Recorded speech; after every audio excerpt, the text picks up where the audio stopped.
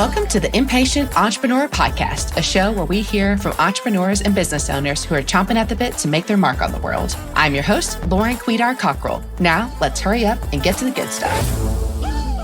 Hi, friends. I can't wait for you to hear from our guest today, Paige Arnof-Fenn. She is the founder and CEO of a global branding and digital marketing firm called Mavens Moguls. She's already given me some advice before we even hit record. And so I can't wait for you to hear from her. She's really done business her own way, and we are going to dig in. Paige, welcome to the show. Thank you so much for having me, Lauren. I'm so excited to be here today. Me too. I'm smiling from ear to ear. So, Paige, what is Mavens and Moguls? How did you, I want to hear the genesis. I already heard it, but I want everyone else to hear it. Like, how did you get here? And I know you're a little bit different. So tell us the skinny, and then we'll dive in. So I've had 3 chapters to my marketing career. When I graduated from business school, I did kind of corporate marketing, big Fortune 500 companies, Procter Gamble, Coca-Cola, big brands, big budgets, great marketing training. Then I got bitten by the dot-com bug in the kind of mid to late 90s. I was watching all these internet companies raise millions of dollars, and I could not take my eyes off the shiny object. And I quit my big, comfy corporate job at Coke, a brand that everyone in the world knows and loves. And I joined an internet startup in Santa Monica, California, and Los Angeles that no one had ever heard of. I think my mother and my boss thought I was having a nervous breakdown or something. But it was really fun. It was Internet 1.0. The company went public. It was sold to Yahoo. I did 2 more startups as the head of marketing for companies no one had ever heard of. And I just kind of got addicted. It was so much fun. Not as much money. I had to be very good at guerrilla marketing, being really scrappy and resourceful, but it was making these unknown brands, well-known names, and all of them had great exits. And it was just really fun. But then 9/11 hit and marketing got zeroed out of everybody's budget. I had just gotten bought out of the 3rd startup. They went public and were sold. And so people came out of the woodwork because I had worked as the head of marketing for 3 venture-backed startups. I knew a lot of people in private equity, venture capital. I knew a lot of people who ran internet startups, small businesses. And so people were coming out of the woodwork saying, Paige, we need help. We fired our marketing department, but now we've got a product coming out, or we need a new website, or we need a new logo. Can you help me? And my first instinct was, no, I'm not really a consultant. I never worked on the agency side. I'm the client. I'm the chief marketing officer. And my husband said, Paige, you've been doing this now for a long time. You know what to do. Like, send them an invoice. Go help people. Sounds like my husband. Red flashing sign in front of you. Don't tell them you don't know what you're doing. You know exactly what you're doing. So I started calling all my favorite people that I had worked with in the earlier chapters of my career. And sure enough, everybody had been laid off after 9/11. Everyone was available. I had people and I had projects, and I just started putting them together. I called the women in the group the Marketing Mavens and the guys in the group the Marketing Moguls. So when I was emailing and talking to people, I'd say, hey, Mavens and Moguls, here's what's going on. And before I knew it, I had people, I had projects, and I just started putting them together. So that was 23 years ago. I never wrote a business plan. I never thought I'd be doing this, decades later. But here we are, and we're still busy. We're still having fun. And in a weird way, I think the business today is probably more relevant now than it was when I started, because after 9/11, things picked up again, and we had the Great Recession, and we had quiet quitting, and we had COVID and the Great Resignation. And here now we're in whatever we're in now. Whatever we're in now, the roller coaster continues. And, I think having a virtual marketing department that can be on call when you need it, where you need it, it's a great proposition for small businesses in particular that don't want to staff up and have a lot of folks on their payroll that they're not using on a daily basis. We can come in and hit the ground running. And we basically do anything a marketing department, ad agency, PR agency, or market research shop does on an as-needed outsourced basis. So we can just be an extension of a skeletal crew in-house. We can be the marketing department, or we could just do market research or just help them on their website or whatever. So, and when they're done, we can shake hands and part ways, no harm, no foul. So it's a really great way for companies to be able to maybe show a more direct return on investment with marketing. I think a lot of companies get a little spooked because they can't really attribute marketing expenses with results. Right. And if they hire us to do something very discreet, they can pay us and we do, here's the beginning, middle, and end, and it's done. And if they need things like PR or ongoing support, we can do that too. But they can kind of dial up or dial down based on what's on the agenda. If they've got a new product launch coming out, they're really busy for a couple months around that, or they've got a trade show that they need support on. But then when they don't need us, they can dial it back and kind of, put us on the back burner. So I think it's a really good model for the way people are working now.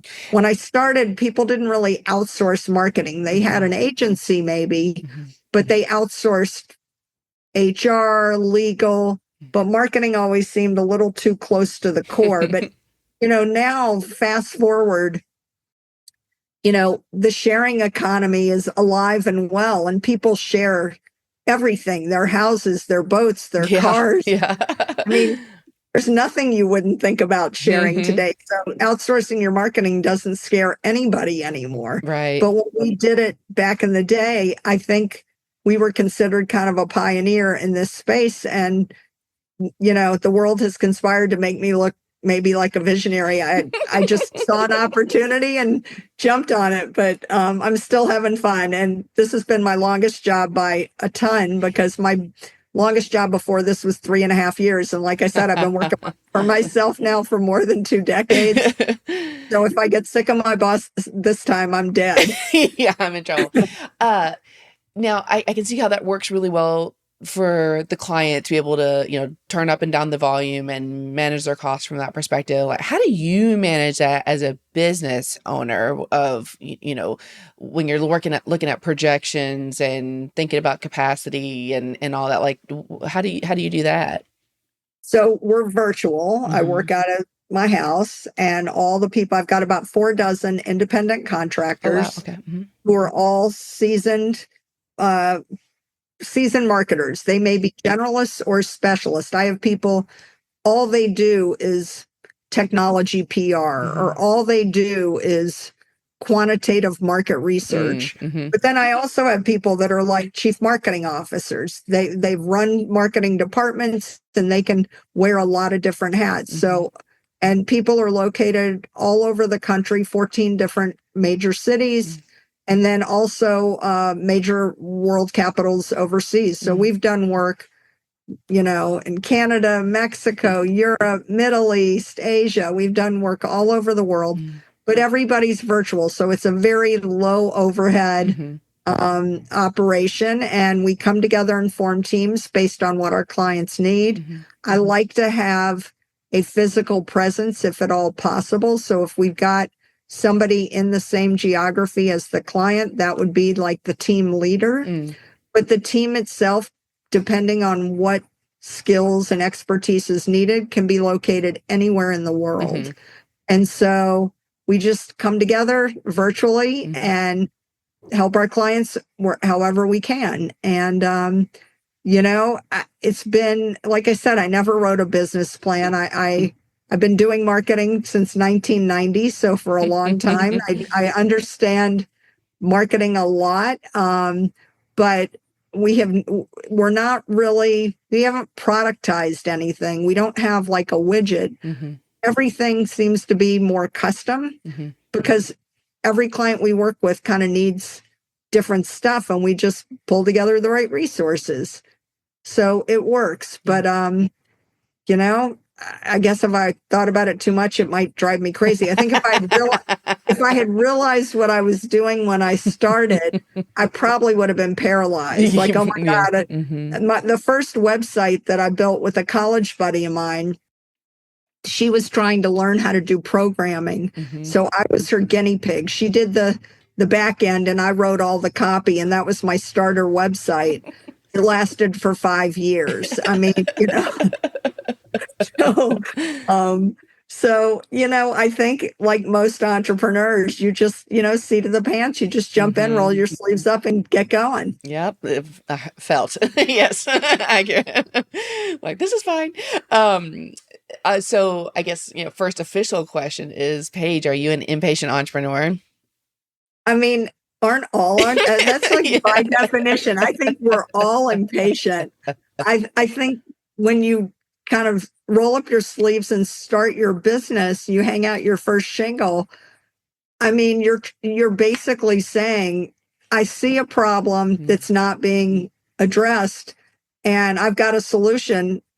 I don't want to waste any more time dealing with this and waiting around for someone else to solve it. I got a great idea. Let me see if this works. So it's kind of in our DNA. I'd be shocked. All of your podcasts that I listened to, pretty much everybody said they were impatient. I think that's just, you know, I also joke that I think if we were all in kindergarten today, we'd all be on Ritalin, because I think as kids, we were probably pretty amped up and, you know, very energized. And I just feel like that's just part of your DNA as an entrepreneur. Very much so. It's like, I've bet on myself. Now I'm ready to hit pay dirt. Let's go. Is there anything in particular that you're impatient about right now? I mean, yes and no. I feel like because I've been doing this for more than 2 decades, I've learned that, you know, clients hire you when they're ready. You can't force it. So I'm much more patient now than I used to be, when I'd be like, you know, I don't know what's taking them so long, or should I follow up again? Maybe they have questions on the proposal. I think now I'm much, much better about letting things take their course. But I get impatient about things like, you know, I got really into binge watching stuff during the pandemic. So now if I'm starting a new show, I hate having to wait a whole week for the next show. Yeah, we got spoiled.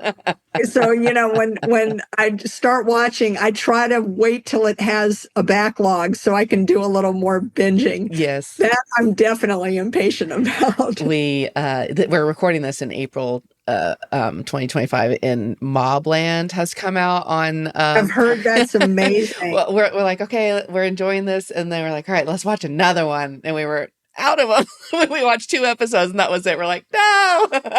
Exactly. That's exactly what I'm talking about. No, I have to wait. I've heard great things about Mobland. It's good. I mean, I have loved Pierce Brosnan for ever. My gosh, Remington Steele's like core memory growing up. Yeah, I remember that too. So how do you fuel yourself as a leader of teams and clients and your industry? Are you a reader? Do you listen to podcasts? Do you go to conferences? Like, how are you filling yourself up and staying on top of things?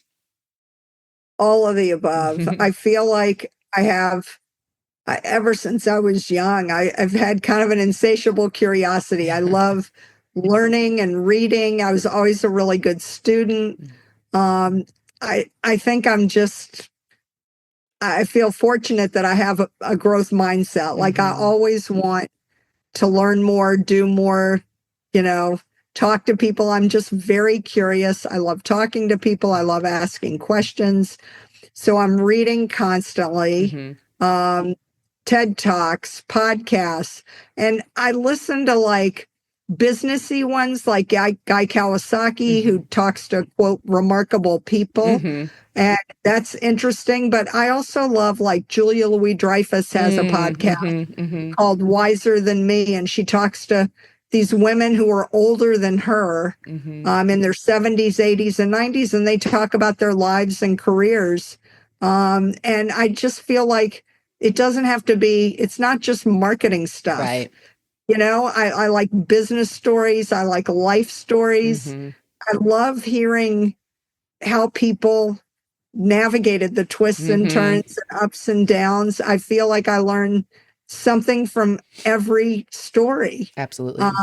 I love TED Talks, but again, not necessarily business. I mean, I love the business stories, but I like the personal stories too, who they are as human beings. I just feel like, and I read fiction, I read nonfiction. Right now I'm reading Ina Garten's book. Oh, yes, I have it over my shoulder.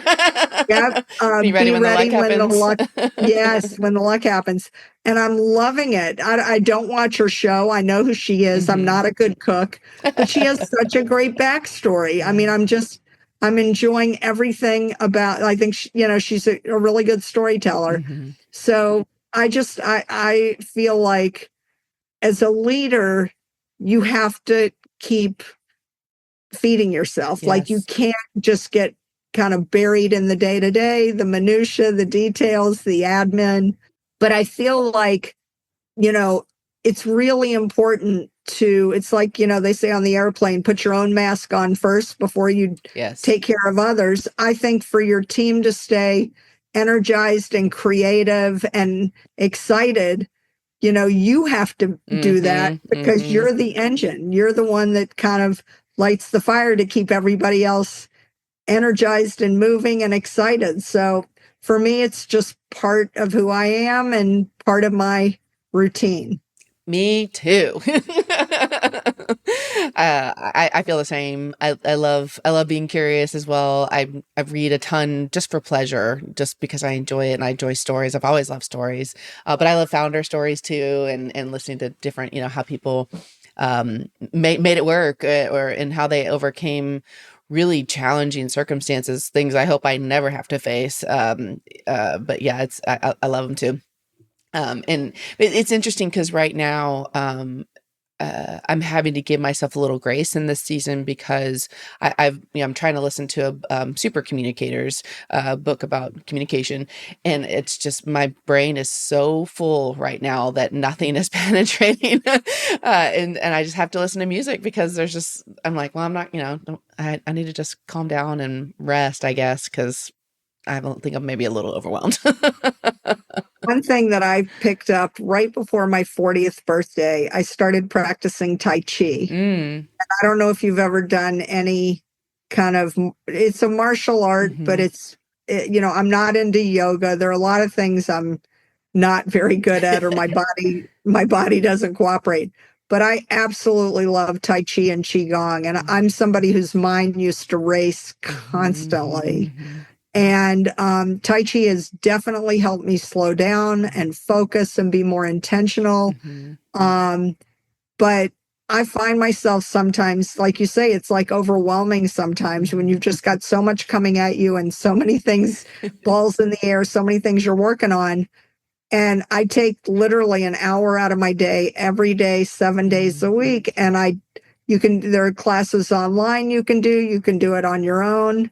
But Tai Chi has really helped me a lot. And sometimes it's like when you have your best idea in the shower. I feel like, sometimes when you step away, you take a walk, you ride a bike, you are out of town, you're on vacation. Those are sometimes when you're clearest thinking, when you're out of the tsunami of things hitting day to day. But if you haven't tried Tai Chi, I'll check give it it a out. shot. Yeah. I think even for people that are not easily, it's harder to unplug. If you enjoy it, if it works for you, I think it really does allow you to kind of connect your mind and body in a interesting way that really helps you relax and actually be more productive. That's good. There's a joke that if you only have 20 minutes, you should do Tai Chi. Sorry, I'm going to screw it up, but it's basically like if you need to relax, do Tai Chi for 20 minutes. If you don't have time to relax, you should do Tai Chi for an hour. Yes. I got, yeah. Yes, it is currently like a trio of monkeys like clashing cymbals in my head. So I get it. so maybe I need to check out Tai Chi. Okay, so switching gears a little bit, in your decades of business ownership, what's something that has happened where you felt like everything's going great, and then all of a sudden the rug gets pulled out from underneath you and you think, oh, okay, team. I don't know if we're going to survive this. This might be the thing. But ultimately it turned out to be one of the best things that could have happened. Yeah. I mean, I think every entrepreneur has stories that fall into that category. Like a lot of people, unfortunately, it has to do with somebody on the team. It's a human story. My bias, I always want to give people the benefit of the doubt. I'm a people person. Yep. I want to trust people. I'm very supportive of the folks I work with. And I had someone that was one of the earliest people to join the company. And, when we hit the ground running, and between year 1 and year 2, we quadrupled, and then we tripled the next year, and then we doubled the next year. As the base was getting bigger, it was slower, but we were getting bigger pretty fast. And I had someone on the team who was really feeling threatened, more of a one-trick pony. And as things got busy and we got pulled into more and more things, they were just more insecure, more uncomfortable. And, the saying that you hire slowly and fire quickly is really good advice. And, I didn't want to believe things were not, on the up and up. And, when I started my firm, I said, no jerks policy. Yes. I don't want to work with jerks or for jerks. I want clients that I want to help be successful. And I want to work with people who are no drama, really good, really, great colleagues in the trenches. And in the early years, I had to fire a client who was a jerk. And I had to let go of someone who really kind of, changed the culture, was basically not playing by the same rules as everyone else. And I think what that did is it sent a signal to the group that I wasn't kidding. It wasn't just lip service, that we were, working with and for people we enjoy and are very aligned from a core values standpoint. So I think, and the client was like a $10,000 a month retainer, and he signed a 1-year engagement with us. But he was really nasty. And I just feel like, it's like what they say, one bad apple can spoil the bunch. Absolutely. I think the culture got stronger. A-team people like to work with the A-team. And when you raise the bar and everybody's playing at that level, it's fun and people enjoy it, and there's trust, and you are really firing on all cylinders. But if you have somebody kind of, the turd in the punch bowl, it's a problem, because it really changes how people feel about, working, their job, their life. It's not fun. You have to watch your back. You don't know if that person's kind of being straight with you. And I just, I'm glad I learned that lesson early on, because I have an amazing team. Some of these people have been with me, for more than 2 decades. And I love the work we're doing. I love the people we're helping.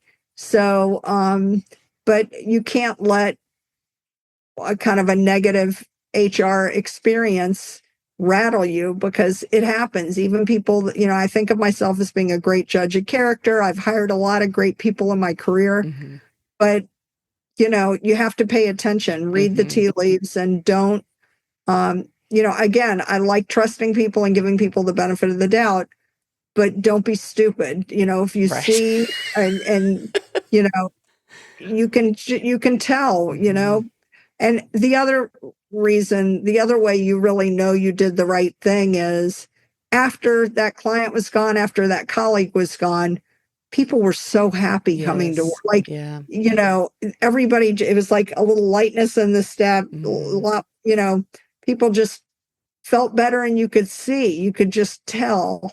It reminded me of in my corporate chapter of my career when they would make an announcement that somebody got promoted, and you could see immediately if a jerk got promoted, it was very demoralizing. Like you could see in the room, people were like, "Oh God, oh good, what it takes to get promoted," or like spontaneous eruption of cheers, and people are really excited for that person. That's when you know you promoted the right person. Right. And so, as a leader of an organization or a department, you got to make sure the optics really matter. And so make sure you've got the right people on your bus, and, that you're all rowing in the same direction, because if somebody's at cross purposes, it's really not going to end well. Yes, I agree. It's amazing how much of an outsized impact one person can have on the whole situation. The bad apple, whether it's a client or blessedly, I don't have this internally, great team.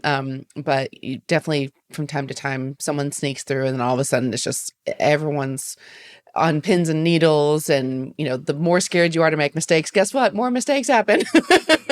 It's this self-perpetuating situation, and it's awful. Yeah, and I mean, you finally have to let it go. And what one of the things that people don't sometimes talk about, particularly on the client side, but it certainly would work for when you're talking about your team, is when you are dealing with and tolerating somebody like that, it really has a future impact on your pipeline. Like we had a situation where we had somebody who wasn't as nice as they could have been, and I dealt with it for a while, and finally let it go. And then I looked up, and my pipeline was gone because I was so distracted with dealing with this person, and I just right then there that's not never happening again.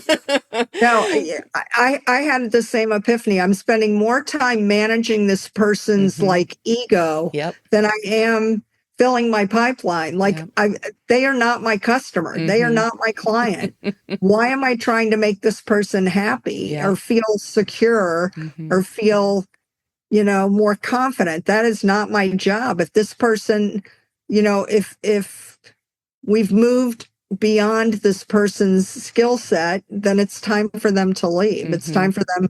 And you're really doing them a favor. Right. They're going to be in a situation where they're more secure and confident, and your team is, it's like you took off the cuffs, like they're raring to go, and they want to keep moving fast. And so you've got the right team around you for sure. And our client that we had for $10,000 a month for a year-long engagement, I feel like we were servicing him at a much higher level, and he didn't appreciate it at all.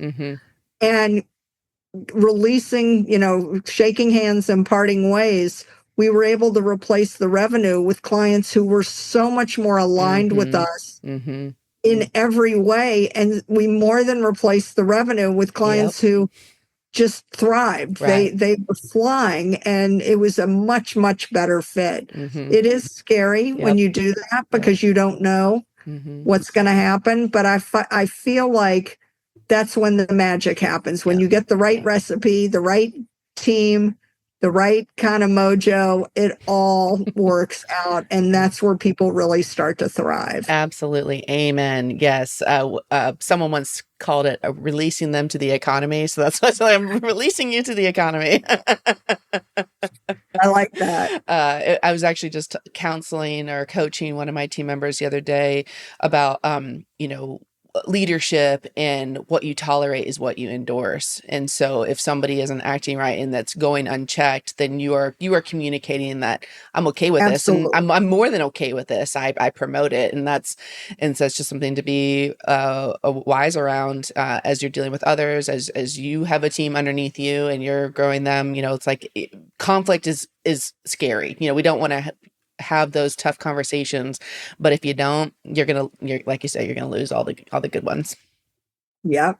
Bingo. So Paige, as a kiddo, was there a personality trait of yours where people either directly criticize you, like, girl, you need to work on this, or that you just receive, kind of intrinsically received this feedback that it was something you needed to work on and improve? But flashing forward to today, to being this tremendously successful entrepreneur, you realize it was actually your superpower all along? So I was a pretty verbal kid, very chatty. I'm the oldest of 3 kids. Mm-hmm. My mother said, I talked very early. Mm-hmm. And I think for a lot of adults, whether it's teachers, coaches, bosses, I was a little bit of a chatty Cathy, and I think got reprimanded often about kind of, why don't you listen more, talk less, whatever. I think it's probably not a coincidence that I went into communications because I am a communicator, and I am a good listener as well, but I've never been shy about opening up my mouth, raising my hand, giving my opinion. If you ask me, I'm going to tell you. I'm not shy about it. So I think, I didn't, people did shut me down as a child, but I think it has served me well. And I know at business school, I think half our grade was about class participation. And there were a lot of people, especially women, who didn't want to get in on the conversation. They didn't feel as confident, didn't want to raise their hand. My hand shot up all the time. I'm sure my class participation was probably better than my exam score. I think that's what got me through. Yeah. So, I don't know. I feel like, you got to know your strengths and stick to what you're good at. And I do think I'm a good communicator, but I probably learned over time to be more, I don't know, thoughtful or intentional and talk about more appropriate things. I think as a kid, I wasn't really necessarily trying to enlighten anybody. I just have a lot of random things on my mind, but now it's all more related to a specific, maybe adult topic or professional topic. I have a 10-year-old daughter and a 7-year-old son, but my 10-year-old, it's just sort of a monologue from the moment she wakes up to the moment she goes to sleep. And I'm just here for it. It's like, oh, did you need me to participate? It's her soliloquy, her daily soliloquy. So, all right, what's a piece of advice you can give our listeners to make their lives and businesses stronger and better today? So one thing that I've noticed, and you probably see a lot of this too, is a lot of people feel like, I just own a business, or I just, am running this group at a company. But the truth is, if we learned anything during the pandemic, everybody's a brand today. And you don't have to be LeBron James or Taylor Swift or Beyonce or Serena Williams to be a brand. Everybody is a brand. And I think before people return your phone call, invite you to be on their podcast, hire you to help them, they're going to Google you. They're going to go to your website. They're going to check you out on LinkedIn. And all those things communicate. And you want them to communicate the things about yourself that you're proud of and that are your strengths. So I guess I would tell all the listeners, you are a brand. You better be thoughtful and intentional and strategic about the brand. If you don't know what your brand stands for, Google yourself and see what pops up. Because if you have a lot of digital dirt out there, it could come back to bite you. And if you don't exist, if nothing comes up, That's a different kind of problem. You need to have an online presence, and you need to stand for something, and it should be consistent. You don't want to be one kind of person on X and a different kind of person on Instagram and a different kind of person on LinkedIn, because that's not the way to build trusted relationships. In a digital economy, I think LinkedIn matters a lot. It's a professional platform.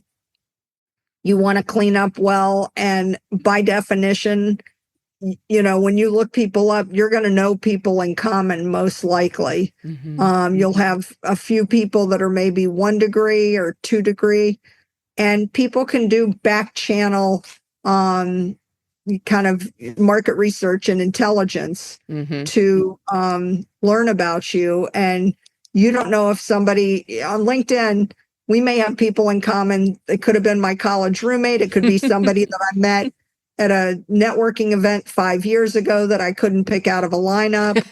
But if we do know people in common and I want to get the skinny on you, it's fairly easy to do today. And so you want to make sure the things that come back are telling a good story. Right.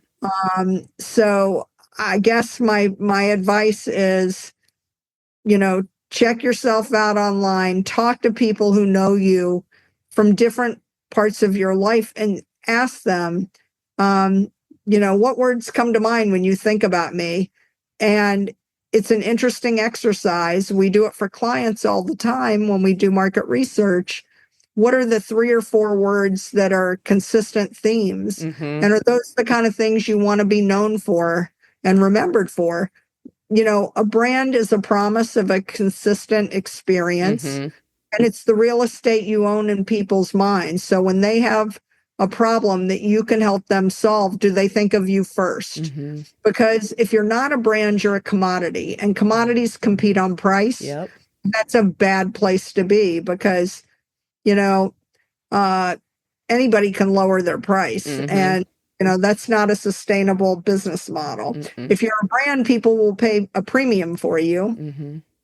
They'll pay you higher fees, again, and they think of you at those critical junctures. So don't be scared about being a brand. And again, you don't have to be super famous. I do think, if people are looking for accountants or attorneys or advice on something, you want them, if that's your expertise, you want them to think about you. You want that to be kind of your strength, your specialty.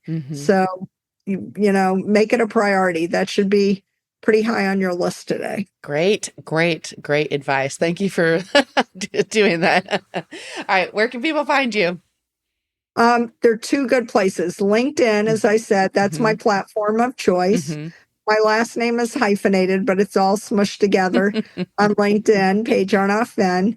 And then my website, mavensandmoguls.com.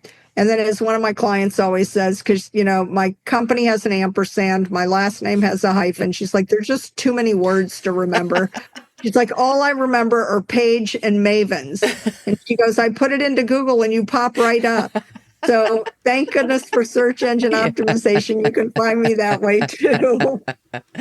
Great. Good job leaving the cookie trail. And we'll put all that in the show notes for everyone to find you. Paige, this has been incredible. Thank you. I'm so glad I know you. I'm so glad you've been here. Thanks for the counsel and the advice. And thanks for being you. Well, thank you. I've loved chatting, and this has been a lot of fun. Me too. Thank you. Thanks for listening to The Impatient Entrepreneur. Love the podcast? Be sure to share it with a friend or colleague and give us a 5-star review. You can also chat with us on Instagram or Facebook at The Impatient Entrepreneur Pod. Want to star on a feature episode? Head over to theimpatiententrepreneur.com to inquire. Thank you to the team at Quidar & Co. for believing in me and bringing this podcast to life. And thank you to Carson Childers for mixing and editing this episode. I can't wait to see you next time.